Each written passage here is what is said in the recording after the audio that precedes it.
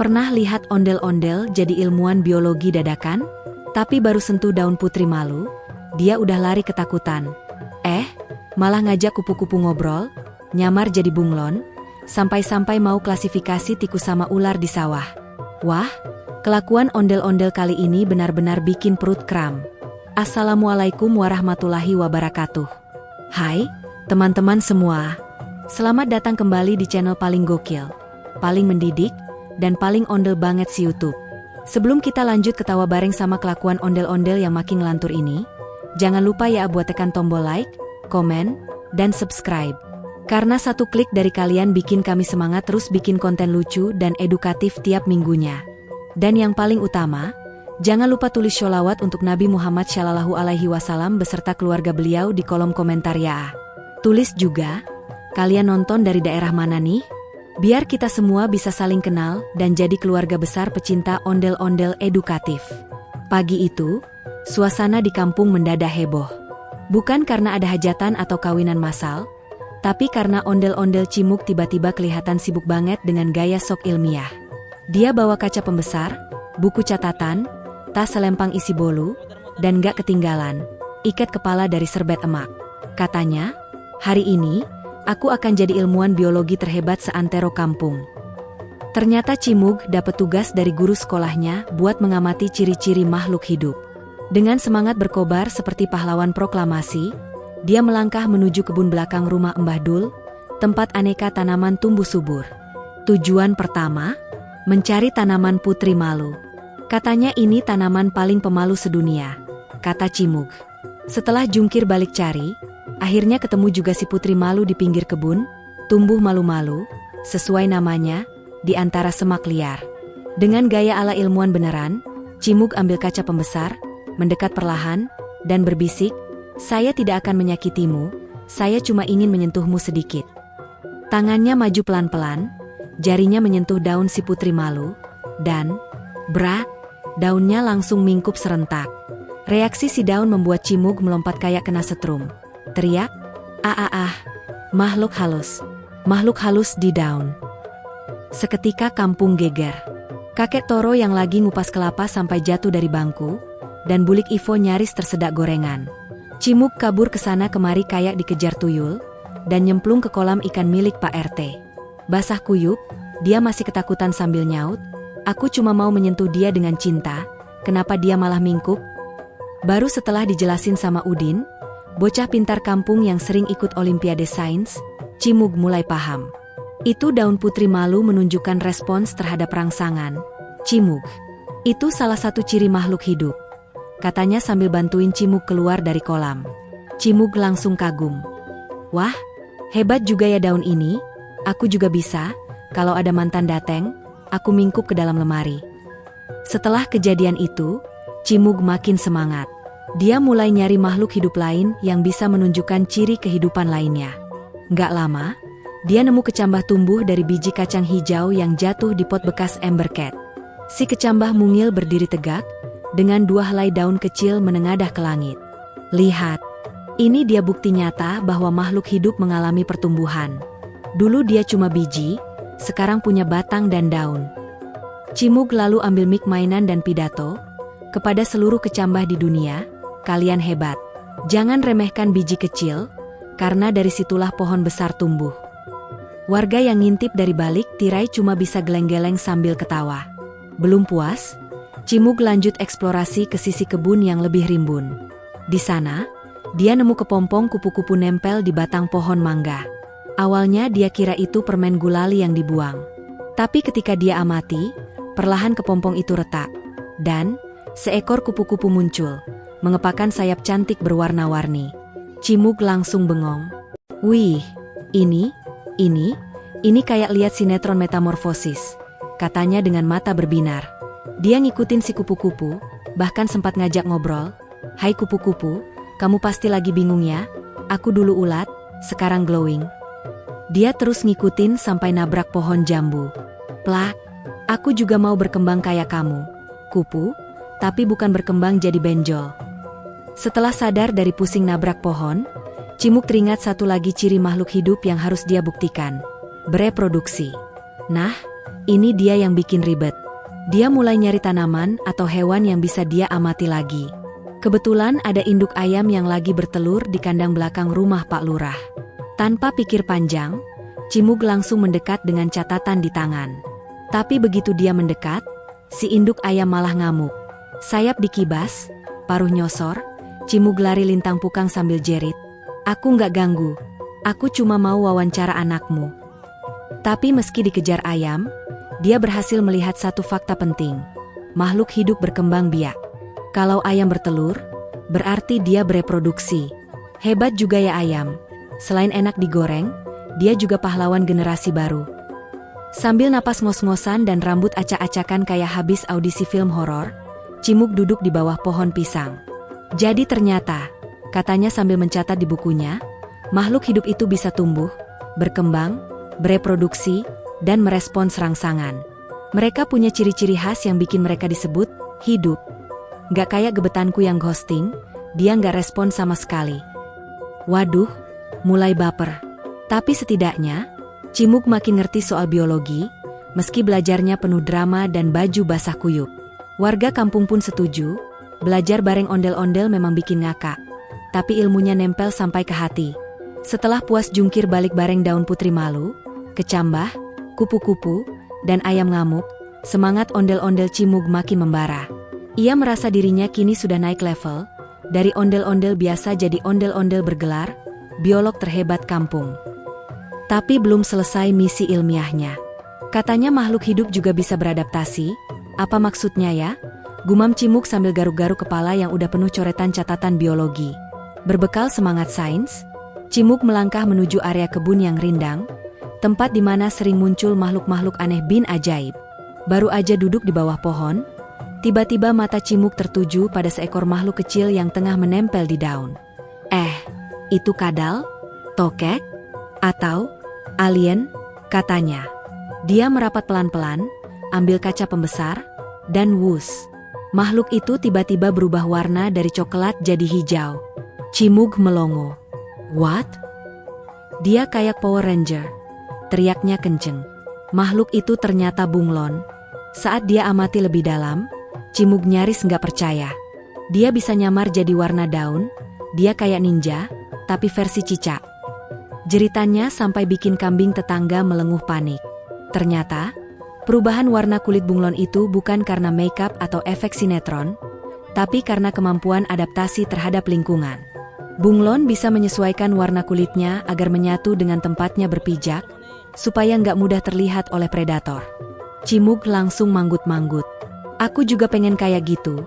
Waktu dihukum emak, aku bisa nyamar jadi karpet ruang tamu. Tapi bunglon tetap tak gentar. Dia tetap kelingak-celinguk di atas daun, dan Cimug mencatat, ciri makhluk hidup lainnya. Adaptasi. Hebat banget. Bunglon, kamu benar-benar kamuflase sejati. Nah, setelah ngamatin si bunglon yang berubah warna, Cimug dapat ilham. Kalau semua makhluk hidup beda-beda, pasti ada sistem buat ngelompokin mereka dong. Jangan-jangan, kayak teman sekolahku juga bisa dikelompokin. Yang hobi jajan, yang sering telat, yang suka ngupil di kelas. Tapi bukan itu maksudnya. Cimug lalu ingat pelajaran di kelas, hierarki taksonomi. Wah, kata-katanya aja udah bikin kepala gatel. Tapi Cimug nggak menyerah. Dia siap menyusun klasifikasi makhluk hidup secara ilmiah. Ya, seilmiah yang bisa dia capai sebagai ondel-ondel bersarung. Dia mulai dari si bunglon tadi. Dengan penuh gaya profesor, Cimug membentangkan kertas besar hasil coretannya. Bunglon ini kita mulai dari level paling tinggi dulu, yaitu kingdom. Karena dia hewan, maka masuk ke kingdom animalia. Teriaknya sambil nunjuk papan tulis dari kardus bekas. Warga kampung yang nonton pada melongo, ini bocah makin hari makin ngelantur. Tapi lucu juga. Lalu Cimug lanjut, karena punya tulang belakang, bunglon termasuk phylum Chordata. Terus, karena dia berdarah dingin dan kulit bersisik, maka dia masuk ke kelas reptilia. Dia makin semangat. Ordonya Squamata, familinya Chamaeleonidae, genusnya Chamaeleo, dan spesiesnya Chamaeleo calyptratus. Setelah ngomong kayak begitu, Cimug bengong sebentar, lalu nyaut, "Wah, lidahku kayak belibet habis ngucapin itu semua. Tapi keren juga ya, Ternyata setiap makhluk hidup punya nama ilmiah. Bahkan si bunglon yang tukang nyamar itu punya nama gaya Latin. Dia juga mencoba mengklasifikasi ayam yang tadi ngejar dia, meski kali ini dari jarak aman, pakai teropong pinjaman dari bulik Ivo. Kingdomnya Animalia juga, Phylum Chordata, kelas Aves, ordonya Galliformes, famili Phasianidae, genus Gallus, dan spesies Gallus domesticus. Kata Cimug sambil cekikikan, nama ayam aja gaya banget, kayak orang bule yang sekolah di luar negeri. Lalu dia mulai iseng, ngelihat kucing tetangganya yang suka nyolong ikan. Kucing juga hewan. Yuk, kita klasifikasikan, katanya sambil nulis. Kingdom Animalia, Phylum Chordata, Class Mammalia, Order Carnivora, Family Felidae, Genus Felis, Species Felis Catus. Waduh, nama kucingku yang biasa dipanggil Bau, ternyata aslinya Felis Catus. Kayak artis luar negeri, tapi suka pup di halaman. Cimug ngakak sendiri. Dia mulai sadar, ternyata klasifikasi ini penting juga. Bikin kita ngerti betapa banyaknya makhluk hidup di dunia, dan semua bisa diklasifikasi pakai sistem ilmiah. Dia bahkan sempat bilang ke Pak RT, "Pak, manusia juga masuk klasifikasi loh." Kingdom Animalia, Phylum Chordata, kelas Mammalia, tapi belum sempat dia lanjutin, Pak RT udah nyaut, "Cimug, kamu masuk ke kelas ngaco, ordo tukang ribut, famili bikin heboh." Sore menjelang, Cimug duduk di ayunan warung depan musola, sambil melihat langit yang mulai jingga. Dia memandangi semua catatannya tentang adaptasi dan klasifikasi. Di depan dia, ada kucing yang mengejar cicak, ayam yang lagi jagain anaknya, dan kupu-kupu yang terbang tenang. Semuanya berbeda-beda, tapi punya tempat dalam dunia biologi. Ternyata dunia ini penuh warna ya, katanya sambil senyum. Ada yang bisa berubah warna, ada yang punya nama keren, tapi semuanya hidup, semuanya unik. Lalu dia bisik pelan ke si bunglon yang lagi nyamar di daun. "Kamu keren, bunglon. Tapi please, jangan nyamar di sandal jepit, nanti kepake emak ke pasar." Setelah sukses besar jadi Profesor Taksonomi Cimug, sang ondel-ondel ilmiah nggak langsung pulang ke sanggar. Ilmu belum selesai dikupas.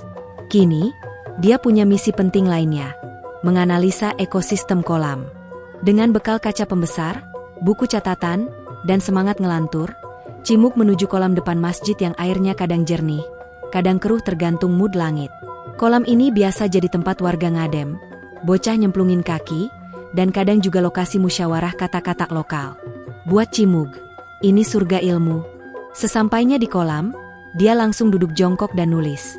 Hari ini, Profesor Cimug akan menginvestigasi ekosistem kolam. Apa saja sih yang ada di dalamnya? Mulailah dia melihat sekeliling.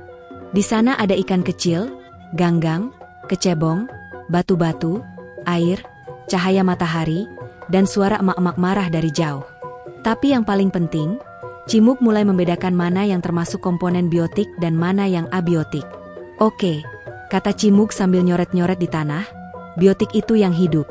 Jadi, ikan, kecebong, ganggang, lumut, katak, dan Cimug sendiri. Abiotik, yaitu air, cahaya matahari, batu, suhu, dan perasaan yang ditinggal mantan. Itu MAH emosional, bukan ekosistem." Dia nunjuk ke ikan kecil yang lagi berenang. "Nih, contoh biotik. Dia makhluk hidup, bisa tumbuh, berkembang biak, bahkan bisa galau kalau ditinggal pasangannya pindah ke kolam sebelah." Terus dia ambil batu kecil. "Ini abiotik. Nggak bisa lari, nggak bisa makan, tapi penting banget. Batu bisa jadi tempat ngumpet ikan dari predator, atau sekadar jadi tempat duduk buat kecebong yang lagi healing." Cimug senyum puas. "Wah, hidup ini kayak kolam ya. Ada yang hidup, ada yang diam, tapi semua saling butuh." Baru aja dia selesai observasi kolam, tiba-tiba dari kejauhan terdengar suara traktoran lewat sawah. "Wah, saatnya eksplorasi ekosistem sawah," serunya. Dengan gaya ninja biologi, dia ngibrit ke area persawahan belakang kampung. Di sanalah, dunia jadi lebih liar dan penuh misteri. Cimug ngintip dari balik ilalang. Dia melihat rantai makanan secara langsung. Pertama-tama dia melihat padi yang tumbuh hijau subur. Lalu muncullah tikus sawah yang lari-lari sambil mengunyah bulir padi kayak makan popcorn di bioskop. Oke, padi dimakan tikus. Tikus herbivora, pemakan tumbuhan. Jelas. Tapi tiba-tiba, dari tumpukan jerami muncul ular sawah. Wadaw, jerit Cimuk. Dia sampai nyungsep ke lumpur. Ular itu dengan lincah mengejar dan menelan tikus. Cimuk deg-degan. Ini pasti lanjutan dari rantai makanan. Tikus dimakan ular itu karnivora. Belum sempat dia mengatur napas, tiba-tiba dari langit, elang sawah meluncur cepat, kayak jet tempur, dan zap, mencengkeram ular. Wah, triple kill. Teriak Cimuk sambil lompat kegirangan, padahal lumpur udah nempel sampai jidat. Ini dia yang namanya jaring-jaring makanan.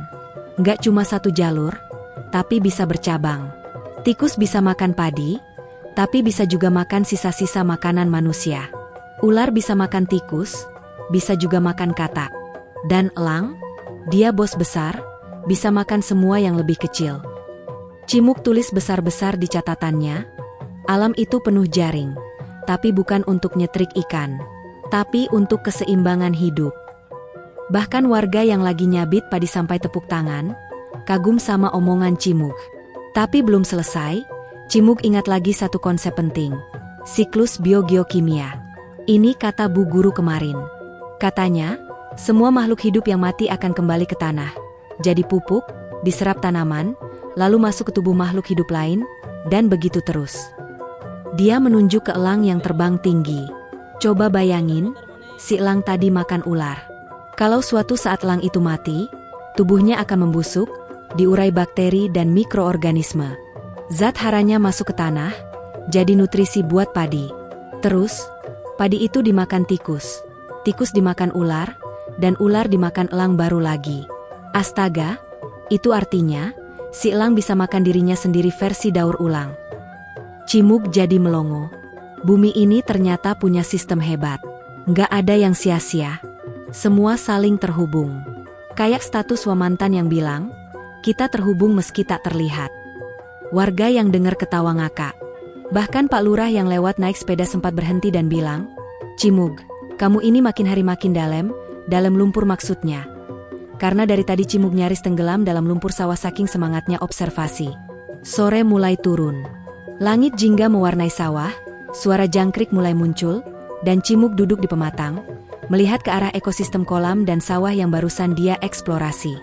Dia nyengir sendiri, lumpur nempel di pipi, tangan penuh coretan, dan buku catatan penuh gambar aneh-aneh. Tapi hatinya puas. Hari ini, aku nggak cuma jadi ondel-ondel, tapi juga ilmuwan alam. Semuanya ada ilmunya, dari padi, tikus, ular, sampai elang. Bahkan batu dan air pun punya peran penting. Lalu dia berbisik pelan, makhluk hidup dan tidak hidup saling berkaitan. Jadi, mulai sekarang, jangan remehin kecebong atau ganggang. Mereka juga punya kontribusi buat dunia, walau kecil. Dan begitu, Cimuk pun melangkah pulang, sambil sesekali teriak ke langit, Hei elang, makasih udah ngasih ilmu. Tapi jangan ngincer aku ya. Setelah puas jungkir balik di sawah dan kolam, ondel-ondel Cimuk istirahat sebentar di bawah pohon mangga sambil ngemil kerupuk. Tapi, belum 5 menit mulutnya penuh, datang Bu Guru Biologi, Bu Surti, dengan misi baru. Cimug, kamu harus ikut ke hutan lindung besok. Kita mau observasi bunga langka, Rafflesia arnoldii. Cimug yang awalnya lagi asik nyicip kuah cilok langsung nyembur. Wah, itu kan bunga bangkai yang legendaris? Besarnya bisa kayak galon aqua dan baunya, kayak kaos kaki lupa dicuci sebulan. Esok harinya, petualangan pun berlanjut. Cimug ikut rombongan sekolah dan pegiat lingkungan naik truk, menuju hutan tempat Rafflesia tumbuh. Sepanjang jalan dia nyanyi-nyanyi, aku ondel-ondel ilmiah, tak gentar hadapi bunga bangkai. Sesampainya di lokasi, suasana terasa khusyuk dan sedikit tegang. Di tengah hutan tropis yang lembab dan rimbun, tergeletak si raksasa merah dengan kelopak besar, menganga seolah berkata, dekat lagi coba. Cimug mendekat pelan-pelan, hidungnya udah siap sedia. Tapi baru sampai 5 meter. Blag. Bau busuk menyeruak.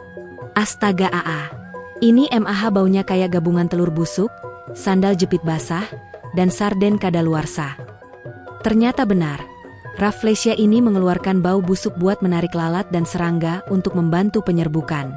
Wah, kata Cimug, meskipun baunya ampun-ampunan, bunga ini penting banget. Kalau punah, berarti hilang satu keajaiban dunia flora kita. Dia langsung berdiri tegak, ambil spidol warna dari tasnya, dan bikin plang kayu bertuliskan. Bunga bangkai ini bukan musuh, tapi pahlawan penyerbukan. Warga sekitar yang sedang membersihkan semak-semak ikut bantu pasang plang, dan sepakat bikin pagar bambu supaya tidak diinjak pengunjung. Bahkan Cimug sempat berpose depan bunga sambil gaya ala presenter TV. Halo pemirsa, bersama saya, Profesor Cimug, melaporkan langsung dari TKP Flora Terlangka. Jangan lupa, pelihara alam mulai dari yang bau-bau dulu. Setelah aksi pelestarian selesai, rombongan diajak lebih dalam ke hutan buat observasi keanekaragaman hayati. Dan disinilah, petualangan makin liar. Baru jalan 10 langkah, Cimug sudah melihat berbagai jenis burung. Jalak, kutilang, cucak rowo. Mereka bersahut-sahutan seperti sedang arisan.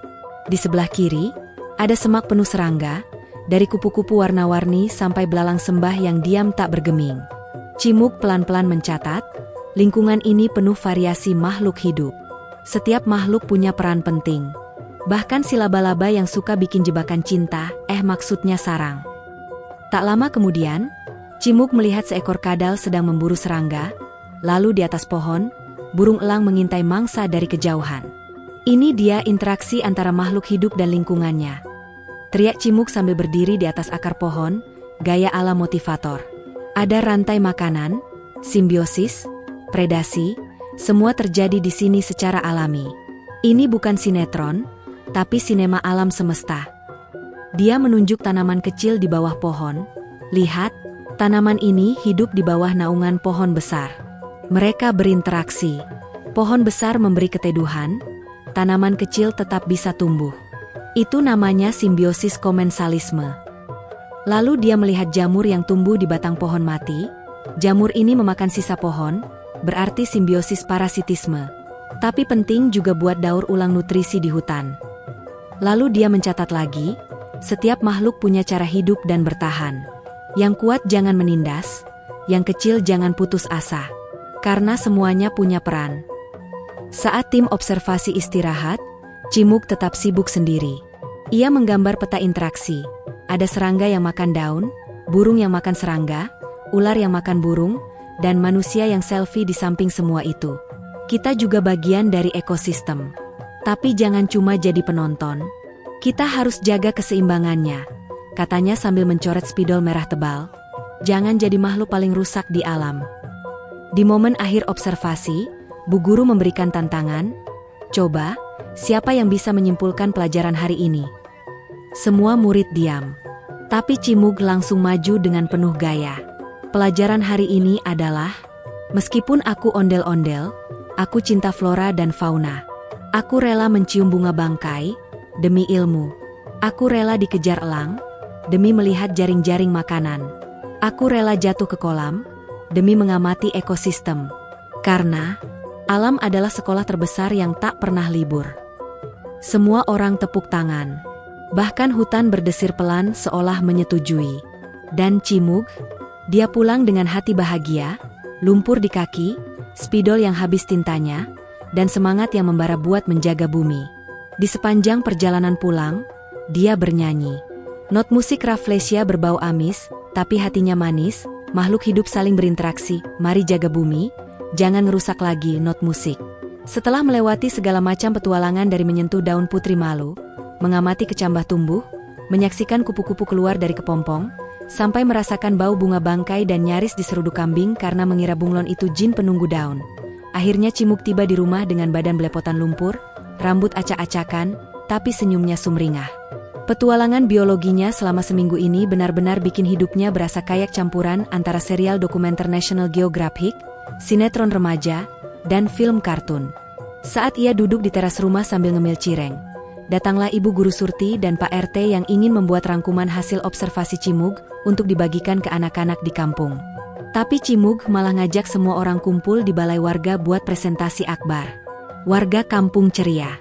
Hari ini saya, ondel-ondel Cimug, dengan bangga akan mempersembahkan laporan hasil observasi biologi saya yang lucu tapi berisi. Semua anak-anak dan emak-emak duduk melingkar, beberapa sambil bawa bantal dan kipas angin. Cimug maju ke depan, lalu menggulung lembaran gambar yang ia tempel di triplek. Papan ajaib biologi Cimug. Gambar pertama, daun putri malu menutup. Ini reaksi terhadap rangsangan. Kayak manusia kalau lagi baper. Gambar kedua, kecambah yang tumbuh. Ini menunjukkan bahwa makhluk hidup itu bertumbuh, gak cuma tinggi, tapi juga dewasa kayak mantan. Gambar ketiga, kupu-kupu dari kepompong.